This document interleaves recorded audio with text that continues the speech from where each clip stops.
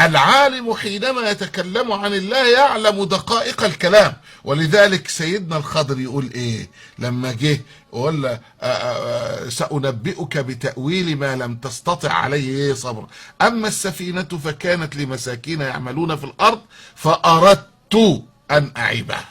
شوف يقول فأردت أنا، يعني فأردت أنا.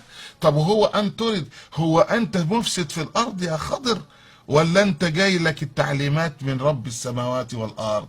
هو جاي له التعليمات، لكنه لا يريد أن ينسب الشر إلى الله، مع أن الله هو الذي خلق الخير وخلق الشر، كما قال ربنا عز وجل والله خلقكم وما تعملون. لكن الخضر قال حينما يفسر هذا يتكلم قال فأردت، وبعدين لما جاء عند الغلام قال فإيه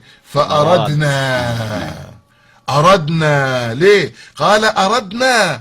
لأن قتل الغلام فيه خيرية للآباء فنسبها إلى الله، وفيها سوءة القتل فنسبها إلى نفسه. ولذلك كان هناك اختلاط شر باختلاط خير، فجعل الخير لمن لله وجعل الشر وقد نسبه لنفسه. لما جاء عند الغلامين اليتيمين في المدينة وكان أبوهما صالحا، هذا خير محض، يعني ليس فيه شر نهائي.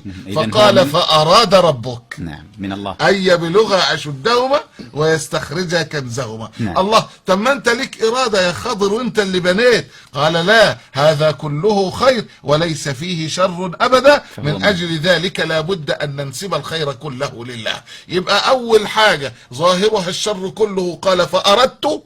الأمر الثاني قال فأردنا لاختلاط الخير الأمر الثالث قال إيه فأراد ربك، لأن الأمر كله خير في ظاهره وفي باطنه. من أجل ذلك إذن هذا رجل يعلم كيفية التكلم مع الله عز وجل وكيفية وما لله من حقوق عليه.